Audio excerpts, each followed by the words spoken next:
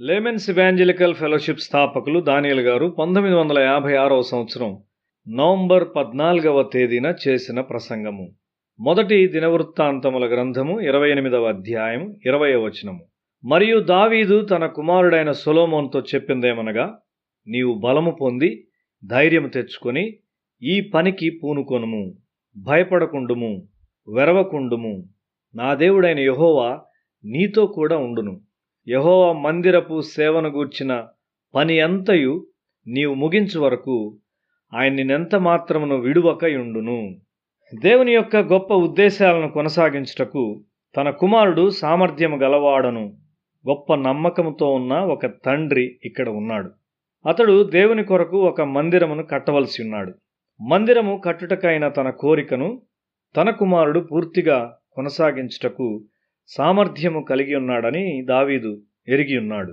దేవుని పనిని వారసత్వముగా కలిగి ఉండుట ఒక గొప్ప విషయం.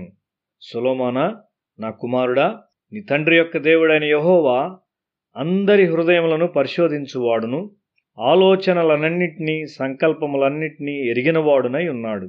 నీవు ఆయన్ను తెలుసుకొని హృదయపూర్వకముగాను మనఃపూర్వకముగాను ఆయన్ను సేవించుము. ఆయనను వెదకని ఎడల ఆయన నీకు ప్రత్యక్షమగును. నీవు ఆయన్ను విసర్జించిన ఎడల ఆయన నిన్ను నిత్యముగా త్రోసివేయును. మొదటి దినవృత్తాంతముల గ్రంథము 28వ అధ్యాయము 9వ వచనంలో మనం ఇది చూస్తున్నాం. ఒక మనిషి బలము ఎక్కడ ఉన్నదో దావీదు గ్రహించాడు. అది ఒక పవిత్ర హృదయము మరియు ఒక నిర్మలమైన మనస్సాక్షిలో ఉండును. తన హృదయం యొక్క స్థితి మీద తన బలము లేక బలహీనత ఆధారపడి ఉండునని దావీదు తన కుమారుని హెచ్చరిస్తున్నాడు. మనిషి యొక్క తలంపులు పవిత్రపరచబడినట్లయితే అతని ఊహలు, కోరికలు దేవుడు ఆశించిన విధంగా ఉండును. అప్పుడు మనిషి యొక్క పరిమితమైన మనస్సునకు మరియు దేవుని యొక్క అనంతమైన మనస్సునకు మధ్య పరిపూర్ణమైన సఖ్యత ఉండును. అది ఒక సన్నని తీగను ఒక బలమైన తాడునకు జత చేయుట లాంటిది. అది తెగిపోదు. యవన కాలంలో వారి హృదయ కోరికలు, నిరీక్షణలు మరియు వాంఛలు దేవుని కొరకు తగినట్టుగా ఉండును. నీవు అటువంటి హృదయము కలిగి ఉన్నట్లయితే నీవు భయపడవు అని దావీదు చెప్పుచున్నాడు. తన ఉపదేశములను ఆచరణలో పెట్టుటకు దేవుడు సొలొమోనుకు జ్ఞానము గల మనుషులనిచ్చాడు. ఈ విషయంలో దేవుడు, దావీదు మరియు సొలొమోను ఐక్యపరచబడినారు. దేవుని తలంపులు మరియు ఊహలు మందిరము కొరకు ఆయన ఇచ్చిన ప్రణాళికలో పరిపూర్ణంగా ప్రతిబింబించబడినవి. ఆ తలంపులు బంగారము, చెక్క మరియు రాయిలోనికి వెళ్ళినవి. మందిరములో ఎవరు ప్రవేశించినా వారు ఆరాధనకైన ఆత్మను పొందుకొను విధముగా అది ఉన్నది. దేవుడు తన మనసులో తన కుమారుడైన యేసును ఒక పరిపూర్ణమైన వ్యక్తిగా కలిగి ఉన్నాడు. ఈయన నా ప్రియ కుమారుడు, ఈయనందు నేను సంపూర్ణంగా ఆనందించున్నాను అని ఆయన చెప్పాడు. మనము కూడా ఆ విధమైన అభినందనను పొందుకుందుముగాక. ఫలానా వారి శరీరము మరియు మనస్సుల ద్వారా నా తలంపులు క్రియ చేయుచున్నవి అని దేవుడు చెప్పగలగాలి. దావీదు తన కుమారునిలో తనకున్న నమ్మకముతో ఆనందించాడు.